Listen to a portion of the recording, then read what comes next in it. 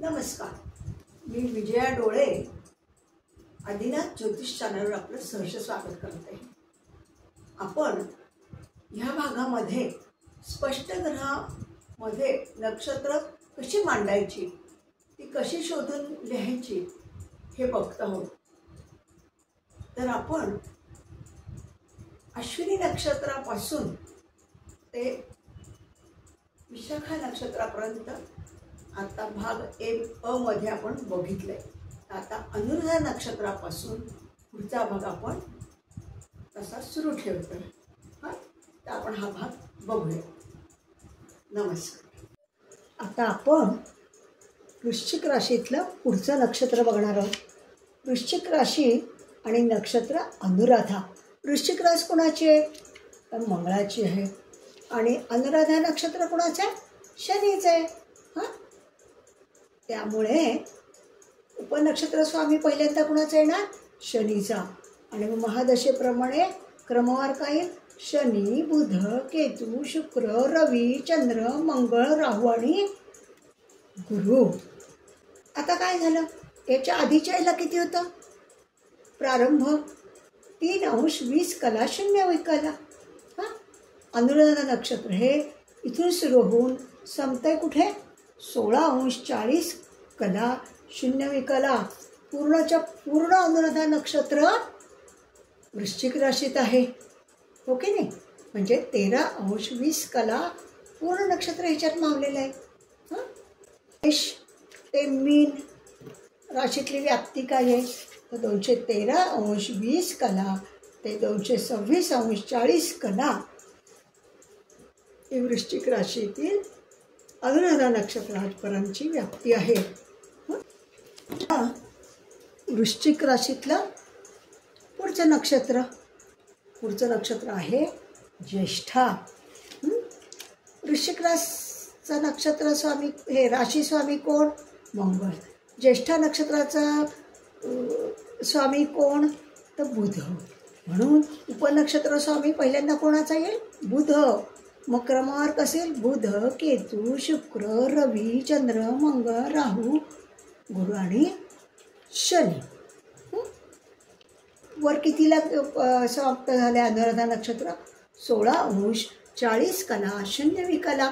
त्यामुळे इथे प्रारंभ झाला ज्येष्ठा नक्षत्राला. 16 अंश 40 कला 0 विकला ते 30 अंश 0 कला 0 विकला इथपर्यंत ज्येष्ठा नक्षत्र आहे. पूर्णपणे ज्येष्ठा नक्षत्र याच्यात आलेलं आहे. आणि वृश्चिक राशी इथे पूर्ण झालेली आहे. 30 अंश पूर्ण झालेत ना. एक रास 30 अंशाची असते म्हणून. आता राशीचक्रात काय ह्याची व्याप्ती? 226 अंश 40 कला 0 विकला ते 240 अंश 0 विकला 0 कला 0 विकला. आता पुढचं बघूयात. पुढची राशी बघणार आहोत धनुरास आणि त्यातलं मूळ नक्षत्र. धनुराशीचा स्वामी कोण आहे? राशी स्वामी कोण आहे? तर गुरु. आणि मूळ नक्षत्राचा स्वामी कोण आहे? तर केतू. मग उपनक्षत्र पहिला स्वामी कोण येईल? मूळ नक्षत्र केतू आहे म्हणून केतू येईल, हो की नाही? आता या धनुराशीमध्ये मूळ नक्षत्र पूर्णच्या पूर्ण मावलेलं आहे. आणि धनुराशी सुरू झाली इथून. म्हणून 0 अंश 0 कला 0 विकला पासून मूळ नक्षत्र सुरू झालं आहे ते 13 अंश 20 कला 0 विकला.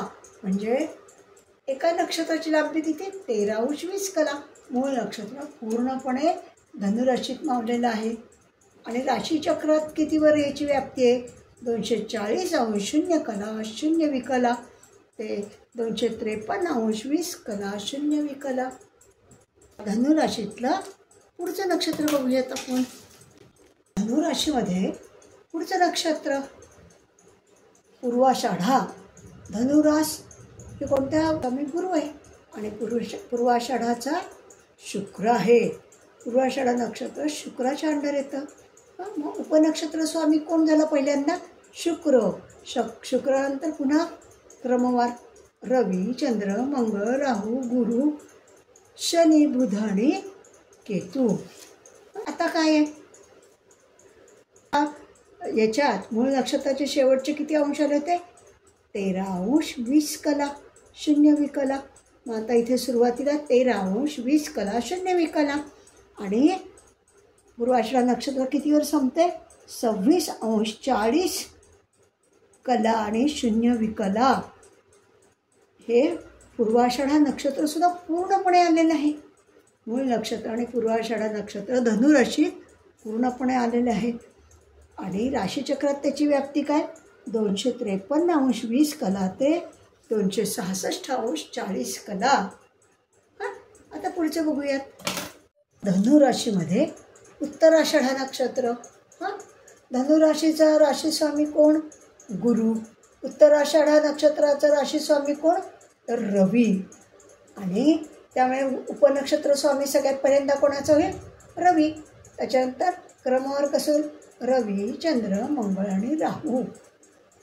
आता सुरुवात कुठून झाली? ह्या राशीमध्ये 26 अंश 40 कला 0 विकला ते 30 अंश 0 कला 0 विकला. म्हणजे धनुरास इथे संपली. आणि उत्तराषाढा 26-40 पासून 30 पर्यंत. आता राशीचक्रात त्याची काय व्याप्ती आहे? 266 अंश 40 कला 0 विकला ते 270 अंश 0 कला 0 विकला. आता आपण मकर राशी बघूयात. मकर राशीमध्ये पुढचं उत्तराषाढा म्हणजे उत्तराषाढा नक्षत्र धनु आणि मकर ह्या 2 राशीमध्ये विभागलेलं आहे. मकर राशीचा राशीस्वामी कोण? शनी. आणि उत्तराषाढाचा स्वामी कोण? नक्षत्र स्वामी रवी. आता उपनक्षत्र स्वामी राहूपासून येणार ना? नाही, कारण उत्तराषाढा वरच सुरू झाले धनुमध्ये. त्यामुळे ते राहू, गुरु, शनी, बुध, केतू आणि शुक्र असे उपनक्षत्र स्वामींनी कार्य केलं. आता काय समाप्ती तिथे झालेलं आहे. धनुरास पूर्ण झाली आहे. मग ह्या मकर राशीला सुरुवात म्हणून 0 अंश 0 कला 0 विकला ते शेवट कुठे झाला? उत्तराषाढा नक्षत्राचा 10 अंश 0 कला 0 विकला. आणि राशीचक्रात काय याची व्याप्ती? 270 अंश 0 कला 0 विकला ते 280 अंश 0 कला 0 विकला. म्हणजे धनुरास आणि मकर राशीमध्ये उत्तराषाढा नक्षत्र विभागलेलं आहे. आता पुढचं बघूया. मकर राशीतील आपण श्रवण नक्षत्र बघणार आहोत. मकर राशी कोणाचा स्वामी आहे? कोणतं ग्रह आहे बरं? तर शनी आहे. आणि नक्षत्र श्रवण नक्षत्र कोणाचं आहे? तर चंद्राचं आहे. त्यामुळे उपनक्षत्र स्वामी कोण होईल? पहिल्यांदा चंद्र. चंद्रानंतर पुन्हा महादशेच्या क्रमवारी सुरू होईल. चंद्र, मंगळ, राहू, गुरु, शनी, बुध, केतू, शुक्र आणि रवी. पूर्णचं पूर्ण श्रवण नक्षत्र मकर राशीत आलेलं आहे. ओके नाही? मागे 10 अंशात समाप्ती झाली होती म्हणून 10 अंश 0 कला 0 विकला पासून श्रवण नक्षत्र 23 अंश 20 कला 0 विकलावर आलेलं आहे. त्याची राशीचक्रात काय व्याप्ती? 280 अंश 0 कला 0 विकला ते 293 अंश 0 कला 0 विकला ते 13 अंश 20 कलाचं एक नक्षत्र असतं. ओके रे? तर हे पूर्ण नक्षत्र श्रवण नक्षत्र मकर राशीत आलेलं आहे. आता पुढचं मकर राशीमध्ये धनिष्ठा नक्षत्र आलेलं आहे. तर मकर राशी कोणाच्या अंडर येते? शनीच्या. आणि धनिष्ठा नक्षत्र कोणाच्या अंडर येते? तर मंगळाच्या. म्हणून काय झालं? उपनक्षत्र स्वामी पहिल्यांदा कोणाला? मंगळ. मंगळनंतर क्रमवार कसं? राहू, गुरु आणि शनी. आता वर काय झालं आहे? श्रवण नक्षत्राची समाप्ती किती झाली? 23 अंश 20 कला 0 विकला. त्याच्यामुळे इथे सुरुवात किती झाली? 23 अंश 20 कला 0 विकला. आणि शेवट कुठे झाला? 30 अंश 0 कला 0 विकला. म्हणजे मकर रास इथे संपली. 30 अंश पूर्ण झाले म्हणजे मकर रास संपली. तिथे राशीचा समाप्ती आपली झालेली पाहिली आपण. आता राशीचक्रात काय व्याप्ती बरं? 293° कला ते 300° कला 0 कला, म्हणजे मकर रास आपली आता इथे पूर्ण झालेली आहे. आता आपण कुंभ राशी बघणार आहोत. कुंभ राशीमध्ये धनिष्ठा नक्षत्र. कुंभ रास कुणाच्या अंडर आहे? कुंभ राशीचा स्वामी कोण? शनी. धनिष्ठा नक्षत्राचा स्वामी कोण? मंगळ. कुंभ रास नवीनच सुरू झाली आहे, हो की नाही? मकर रास तिथे संपली. मग कुंभ राशीला अंश कला किती सुरू होतील? 0°, 0 कला, 0 विकला पासून धनिष्ठा नक्षत्र कुठपर्यंत आलं? 6°40 कला 0 विकला. आधीच्या याच्यात मकर राशीमध्ये कुंभ धनिष्ठा नक्षत्र होतं आणि कुंभेत पण धनिष्ठा नक्षत्र आहे, हो की नाही? दोन्ही याच्यात धनिष्ठा नक्षत्र विभागलेलं आहे. आणि ह्याच्यात उपनक्षत्र स्वामी कोण आलं? बुध, केतू, शुक्र, रवी आणि चंद्र. कारण मागच्या याच्यात धनिष्ठा नक्षत्र सुरू झालं होतं मकर राशीत, त्यामुळे तेव्हा मंगळ आला होता सुरुवातीला. आता राशीचक्रात काय व्याप्ती ह्याची? 300° 0 कला 0 विकला ते 306°40 कला 0 विकला. हे धनिष्ठा नक्षत्र झालं पूर्ण. आता कुंभ राशीमध्ये पुढचं नक्षत्र बघूयात आपण. शततारका नक्षत्र. आता कुंभ राशीमध्ये कुंभ रास कोणाच्या अंडर येते? शनीच्या. शततारका नक्षत्राचा स्वामी कोण? तर राहू. मग पूर्ण शततारका नक्षत्र कुंभ राशीमध्ये आलं आहे, म्हणजे 13° कला हे पूर्णच्या पूर्ण लांबी पूर्ण नक्षत्र कुंभ राशीत आलं आहे. मग उपनक्षत्र स्वामी सुरुवातीला कोण येईल? राहू. आणि ह्याची हे किती येतील? वर 6°40 कला 0 विकला होतं ना धनिष्ठाला शेवट. मग 6°40 कला 0 विकलापासून शततारका नक्षत्र सुरू ते कुठपर्यंत? 20° 0 कला 0 विकला. आणि ह्याची राशीचक्रात व्याप्ती काय आहे? 306° कला 0 विकला ते 320° कला 0 विकला. कुंभ राशीमध्ये पूर्व भाद्रपदा नक्षत्र. कुंभ राशीचा स्वामी कोण? शनी. पूर्व भाद्रपदाचा नक्षत्राचा स्वामी कोण? गुरु. मग उपनक्षत्र स्वामी सगळ्यात पहिल्यांदा कोणाचा येईल? तर गुरु. मग क्रमावर कसेल? गुरु, शनी, बुध, केतू, शुक्र, रवी आणि चंद्र. मागच्या ह्याच्यात समाप्ती कुठे झाली होती? 20°वर. 20° 0 कला 0 विकला पासून पूर्व भाद्रपदा नक्षत्र ते 30° 0 कला 0 विकला.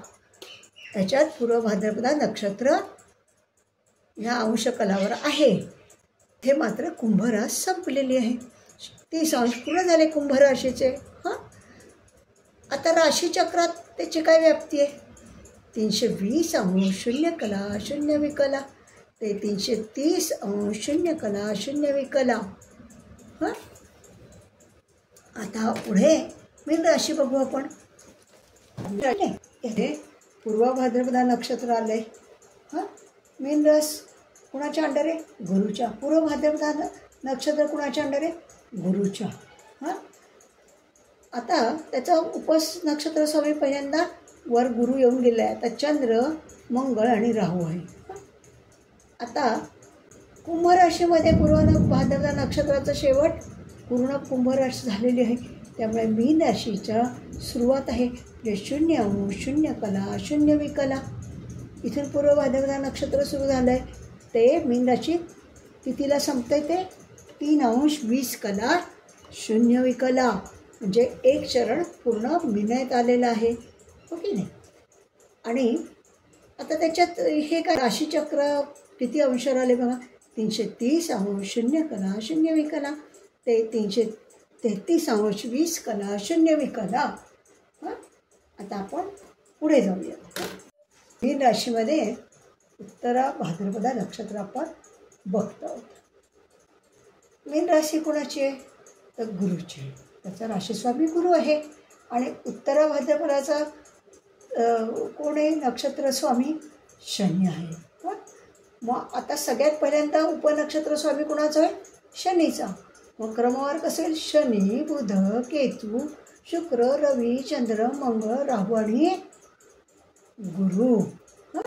आता उत्तरा भाद्रपदा नक्षत्र 3 अंश 20 कला 0 विकलापासून ते 16 अंश 40 कला 0 विकलापर्यंत नक्षत्र. राशी चक्रात काय व्याप्ती 333 अंश 20 कला 0 विकला ते 346 अंश 40 कला 0 विकला. मीनेत आता शेवटचं नक्षत्र आहे रेवती. मीन राशी कुणाच्या अंडर येते तर गुरुच्या. आणि रेवती नक्षत्र हे कुणावर येतात तर बुधाच्या. म्हणजे नक्षत्र स्वामी सगळ्यात पहिल्यांदा कुठला झाला बुध. बुधापासून पुन्हा क्रमवार बुध केतू शुक्र रवी चंद्र मंगळ राहू गुरु आणि शनी. आता वर उत्तर भाद्रपदाला शेवट कितीला झाला आहे 16 अंश 40 कला 0 विकला. ओके नाही. मग आता तिथून रेवती नक्षत्र सुरू झालं आहे ते कितीला संपते 30 अंश 0 कला 0 विकला. म्हणजे मीन राशी इथे संपते. ओके नाही. आणि राशीचक्रात किती अंशावर आहे बरं 346 अंश 40 कला 0 विकला ते 360 अंश 0 कला 0 विकला. म्हणजे इथे 12 राशी पूर्ण संपल्या. 360 अंशाचं हे तर 12 राशी 360 भागिले 30 बरोबर 12 राशी येतात. ओके ना. मग पूर्ण 12 राशींचं आपण काय काय बघितलं सांगा बरं. कोणकोणत्या राशीमध्ये कोणकोणती नक्षत्र येतात त्यांचे राशींचे हे काय स्वामी कोण नक्षत्रांचे स्वामी कोण. त्याच्यानंतर पहिला उपनक्षत्र स्वामी कुठला येतो त्याच्यावरनं क्रमवार कसे येतात आणि त्या नक्षत्राची लांबीमध्ये किती अंश आणि किती कलाने सुरुवात आणि शेवट होते हे सगळं आपण आता याच्यावरनं पाहिलं. हे आपण कशासाठी पाहिलं तर आपण मागच्या याच्यात 5/5/25 2025ला 11:30 वाजता सकाळी मुंबई या ठिकाणचे सगळे ग्रह स्पष्ट केलेले आहेत. त्याच्यासाठी आपल्याला आता स्पष्ट ग्रहांचे पुढे नक्षत्र लिहायचे आहेत. ते ह्याच्यातनं आपण नक्षत्र शोधणार आहोत. ती कशी शोधायची हेही मी तुम्हाला दाखवणार आहे. चला आपण पुढचा तक्ता पण आता राशी व त्याच्यात कशी 27 नक्षत्र आली आणि त्याचे उपनक्षत्र स्वामी कसे कसे आहेत ते सगळं आत्तापर्यंत मेषपासून मीनपर्यंत पाहिलं. ही नक्षत्र 2 राशीमध्ये विभागलेली आहेत. त्या नक्षत्रांचा मी हा तक्ता बनवला आहे की जर बघायची वेळ आली तर तुम्हाला पटकन सापडावं म्हणून. काही नक्षत्र ही 2 राशीत विभागली आहेत ते कोष्टक खाली देत आहे. उरलेली नक्षत्र मात्र एकाच राशीत संपूर्ण येतात. आता नक्षत्र राशीत विभागलेली नक्षत्र आणि नक्षत्र स्वामी एक कृतिका मेष आणि वृषभ राशीमध्ये विभागले आणि नक्षत्र स्वामी कृतिकेचा रवी मृगशीर्ष वृषभ आणि मिथुनेत विभागलेलं आहे आणि मृगशीर्ष हे नक्षत्र मंगळाचं आहे. पुनर्वसू नक्षत्र मिथुन आणि कर्क राशीमध्ये विभागलेलं आहे आणि पुनर्वसूचा स्वामी कोण गुरु. उत्तरा नक्षत्र सिंह आणि कन्या राशीमध्ये विभागलं आहे. उत्तराचा नक्षत्र स्वामी रवी. चित्रा नक्षत्र कन्या आणि तूळ राशीत विभागलेलं आहे आणि चित्राचं नक्षत्र स्वामी मंगळ. विशाखा नक्षत्र तूळ आणि वृश्चिक राशीत विभागले. विशाखाचं नक्षत्र स्वामी गुरु. उत्तराषाढा नक्षत्र धनु आणि मकर राशीमध्ये विभागलेलं आहे. रवी हा त्याचा नक्षत्र स्वामी. धनिष्ठा नक्षत्र मकर आणि कुंभामध्ये विभागलं आहे. मंगळ हा त्याचा नक्षत्र स्वामी. पूर्व भाद्रपदा नक्षत्र कुंभ आणि मीनमध्ये विभागलेलं आहे. त्याचा नक्षत्र स्वामी गुरु आहे. आलं का लक्षात. हा तक्ता पण महत्त्वाचा आहे. पुढचा मी तक्ता लावते. तुम्हाला आपण जे विश्वोत्तरी महादशा शिकणार आहोत ते प्रत्येक ग्रहाला विश्वोत्तरी महादशेमध्ये वर्ष नेमून दिलेली आहेत, तीच वर्ष ठरलेली असतात आणि तोच क्रम ठरलेला असतो. आत्ता आपण मेष ते मीनपर्यंत पाहिलं तेव्हा तुम्ही सबमध्ये बघितलं असेल की विश्वोत्तरी महादशाप्रमाणेच क्रम येतो. तर तो क्रम कोणता? तर ह्याच क्रमाने येतात आणि महादशांची वर्ष प्रत्येकाची ठरलेली असतात. आता उदाहरणार्थ रवीची 6 वर्ष, महादशा वर्ष 6, चंद्राची 10 वर्ष, मंगळाला 7 वर्ष, राहूला 18 वर्ष, गुरुला 16 वर्ष, शनीला 19 वर्ष, बुधाला 17 वर्ष, केतूला 7 वर्ष आणि शुक्राला 20 वर्ष. या सगळ्याचे टोटल 120 वर्ष होते. याचं कारण काय आहे? विश्वोत्तरी महादशामध्ये याच्या आधी आपण पाहिलेलं आहे की माणसाचं आयुष्य 120 वर्ष आयुष्य धरलेलं आहे आणि त्यानुसार प्रत्येक ग्रहाला ठराविक वर्ष दिलेली आहेत आणि क्रमसुद्धा हा असाच असतो.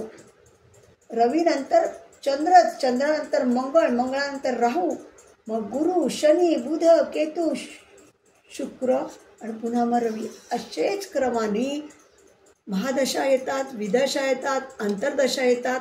हा क्रम आणि हे वर्ष महादशेचे जे जे दिले त्या ज्या ग्रहाला ते कायमस्वरूपी तसेच असतात, हे नेहमी लक्षात ठेवा. हा तक्ता पण खूप महत्त्वाचा आहे.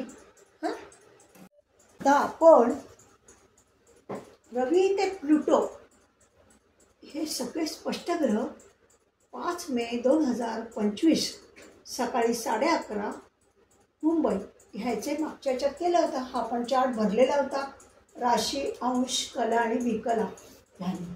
आता आपल्याला नक्षत्रांचा आणि सबचा हे भरायचं आहे. तर आता आपण पहिलं ह्याच्यावरनं कसं भरायचं, कसं नक्षत्र काढायचं हे मी तुम्हाला दाखवते.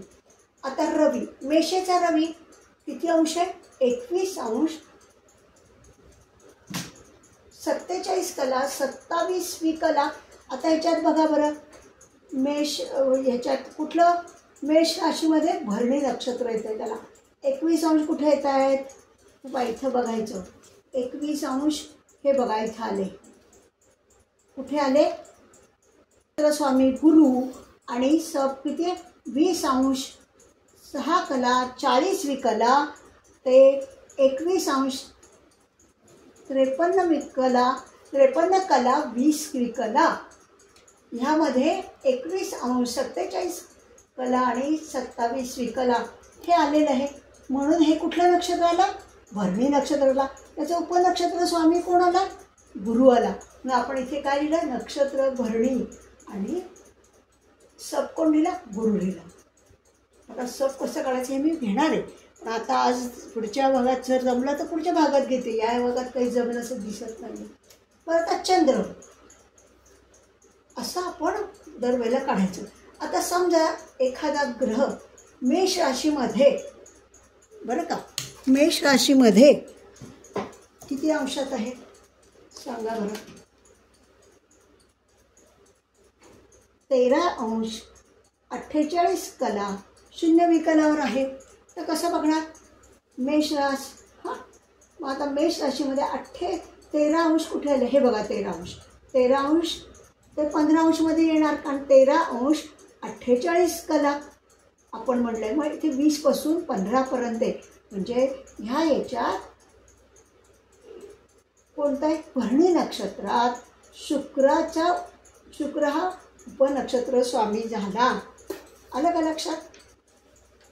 असं आपण प्रत्येकाचं नक्षत्र ठरवणार आहोत.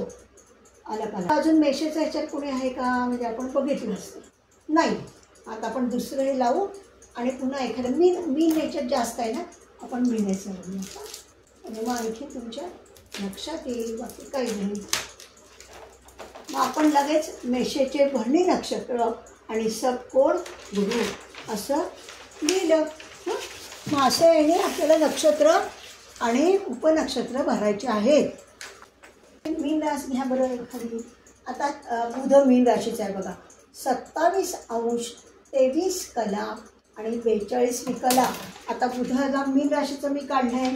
हे बघा मीन राशीमध्ये 27 कला कुठे येत आहेत ते बघूया आपण. काय होते म्हणजे तुमच्या लक्षात येईल. बुधाला किती, बुध मीन राशीत आहे 27 अंश आणि 23 कला आणि 42 विकला. आता बुध मीन राशीचा मी तक्ता काढला. मग आता याच्यात बघा बरं 27 अंश कुठे येतात.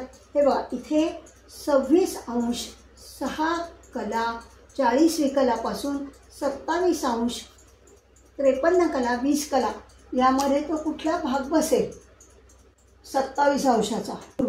26 अंश 6 कला 40 विकलापासून 27 अंश 53 कला 20 विकला ह्यामध्ये हा बुध बसतोय. म्हणजे कुठलं नक्षत्र, रेवती नक्षत्र. आणि सब कोणाला त्याच्या पुढे सब लिहिलाय बघा, हे रेवती नक्षत्र आणि त्याचा सब कोण आलाय गुरु. या इथे आपण मी फुल पेनाने खून करते मी तुमच्या आणखीन लक्षात येईल. शुक्र या अंशात आहे बघा, शुक्र आहे मीन राशीत म्हणून आपण मीन राशीचा तक्ता लावला बघा बरं का. हां आणि किती अंश आहे 8 अंश 30 कला 42 विकला. आता 8 कला कुठे सापडत आहेत आपल्याला बघा बरं. हे 3 20 आहे, हे 5 पर्यंत आहे. हा 7 ते 8 पण 8 किती इथे 30 पर्यंत आहे. म्हणजे 8 6 पर्यंत आहे. म्हणजे हा नाही हा पुढचा आहे बरोबर आहे. पुढचा येतोय करेक्ट. 8 6 40 ते 10 20 शून्य म्हणजे 10 अंश 20 कला 0 कला 0 विकलामध्ये ह्यामध्ये तो बसेल शुक्र. 8 अंश 30 कला 42 म्हणजे उत्तराषाढा नक्षत्र, उत्तरा भाद्रपदा नक्षत्र आणि शुक्र हा त्याचा सब झाला. सब म्हणजे उपनक्षत्र स्वामी. कसं बघायचं लक्षात आलं का. नक्षत्राला कसं शोधायचं लक्षात येते का. हो राहू मीन राशीतच आहे. त्याच्या अंश किती आहे 2 अंश 4 कला आणि 47 विकला. आता मग मीन राशीच आहे. मीन राशीत बघा 2 अंश कुठे आले इथे 3 20 पासून आहे बरं का. त्यामुळे आपल्याला ह्याच्यात येणार नाही. नेपच्यून बघा, नेपच्यून 7 अंशावर आहे मग 7 याच्यावर मिळेल बघा आपल्याला. आता नेपच्यून बघा, नेपच्यून मीन राशीत हे बघा मीन रास किती 7 अंश आणि 0 कला आणि 30 विकला. मग 7 अंश कुठे आले 0 कला 30 विकला.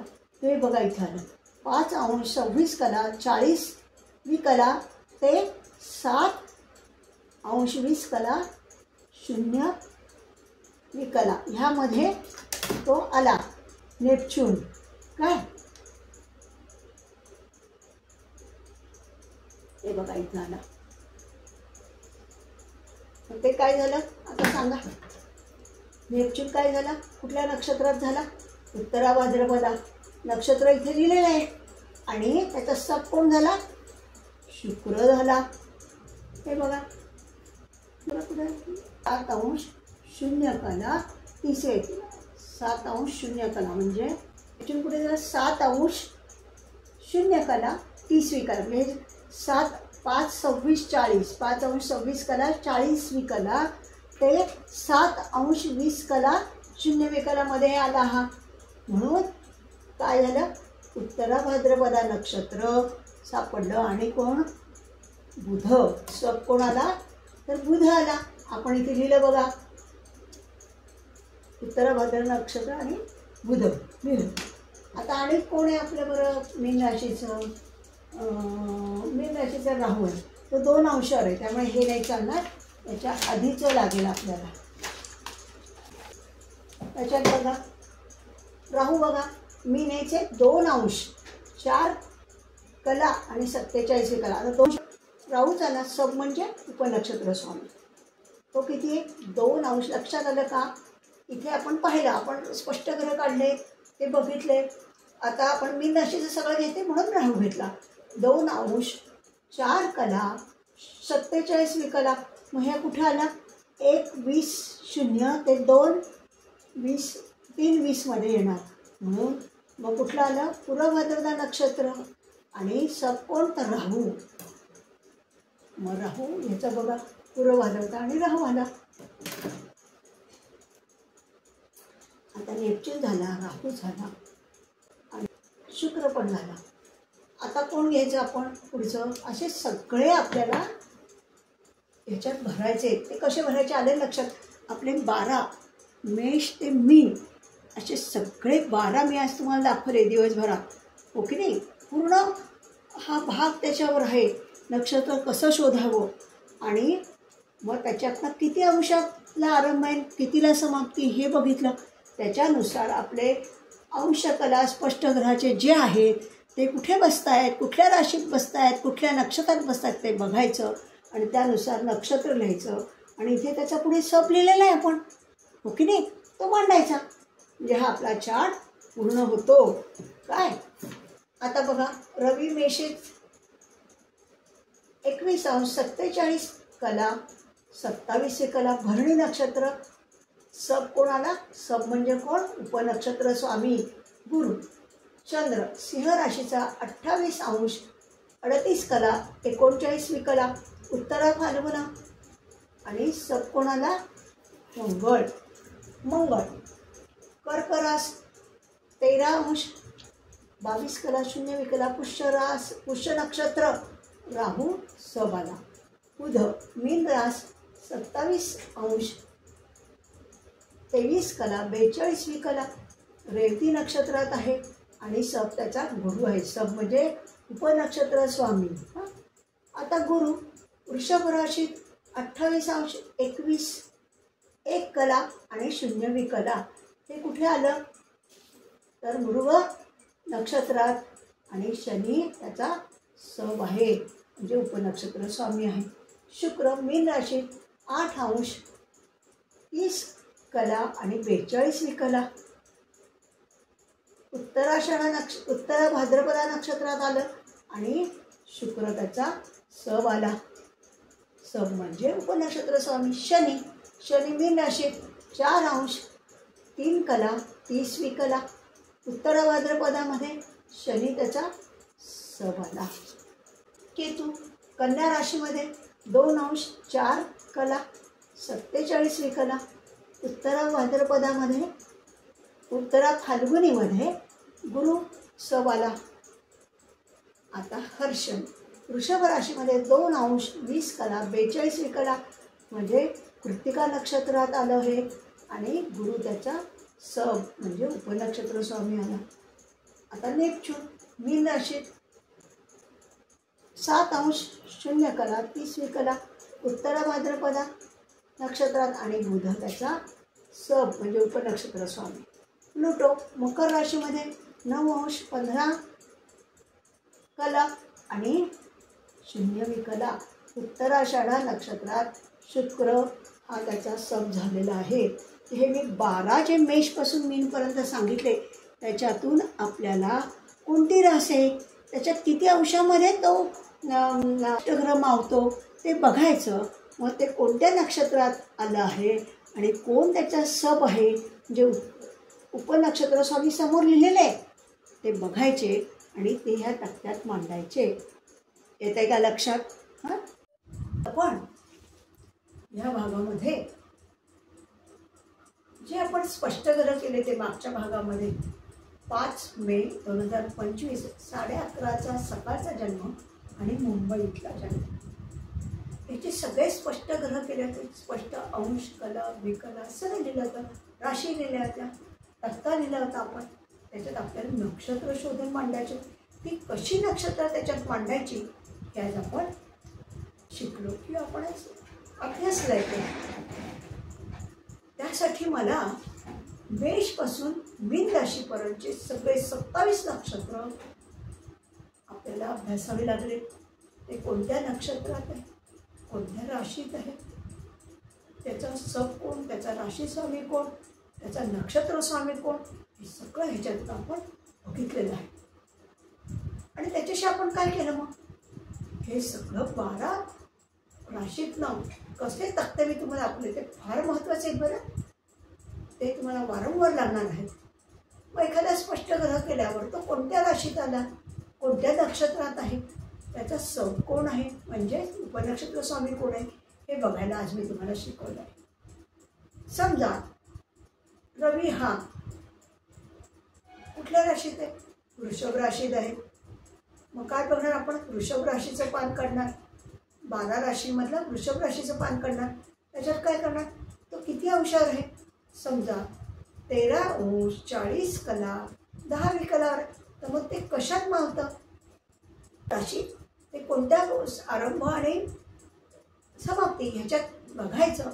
आणि कोणतं नक्षत्र आलंय ते आपण लिहिलेलं आहे वर. आणि त्याच्या पुढेच त्याचा सब म्हणजेच उपनक्षत्र स्वामी लिहिलं आहे. असं करून आपण सगळे नक्षत्र आणि सब काढू शकतो. त्यासाठी मी हे तक्ते आणि आजचा दिवस आजचा भाग आपण ह्याच्यासाठी दिलेला आहे. फार महत्त्वाचा भाग आहे हा. कायमस्वरूपी तुम्हाला हे सगळं लागणार आहे. हे 12च्या 12 राशी आणि त्यातले नक्षत्र आणि त्यातले सब हे सगळं आज मी तुम्हाला दिलं आहे. त्याचबरोबर तुम्हाला आज काय दिलं आहे की 120 अंशाचं माणसाचा आयुष्य धरलेलं आहे. त्यानुसार विषोत्तरी महादशेमध्ये प्रत्येकाला वर्ष ठरवून दिले. प्रत्येक ग्रहाला वर्ष ठरवून दिले. रवीला किती, चंद्राला किती, बुधाला किती, गुरुला किती सगळं आहे. तोही चार्ट आपण महत्त्वाचा आहे तोही दाखवला आहे. त्याच्यानंतर मध्ये एक नक्षत्र विभागलंय तोही तक्ता मी तुम्हाला दाखवला आहे. हे ह्या सगळ्या भागामध्ये अतिशय महत्त्वाचा सगळा भाग आहे. हे सगळं तुम्हाला वारंवार लागणार आहे. त्यासाठी हा तुम्हाला भाग ओपन करून बघावं लागेल. आणि नक्षत्र आणि उपनक्षत्र स्वामी कसा शोधायचा तेही तुम्हाला आज दाखवलं आहे. यानुसार सगळे स्पष्ट घरं काढून झाले की तुम्हाला शोधता येईल नक्षत्र आणि नक्षत्र स्वामी त्या ग्रहाचा स्वामी. ओके. मग आता आपण सब तर शोधलाय पण सब म्हणजे काय हे कुठे तुम्हाला माहिती आहे? आज आपण खरं वास्तविक हे सगळं झाल्यावर सब शिकवून आणतो पण आपल्याला वेळच पुरला नाही या भागाला. त्यामुळे हा भाग खूप मोठा झाला आहे. तर आपण पुढच्या भागामध्ये सब म्हणजे काय, सब कसा काढायचा हे मी तुम्हाला सगळं पुढच्या भागामध्ये शिकवणार आहे. तेव्हा आपण हा भाग इथेच संपवत आहोत आणि मी तुमची सगळ्यांची रजा घेत आहे. तेव्हा सगळ्यांनी हा नक्षत्रांचा भाग बघितला असेल आणि त्याला लाईक आणि सबस्क्राईब केला असेल याच्यानं पूर्ण खात्री आहे.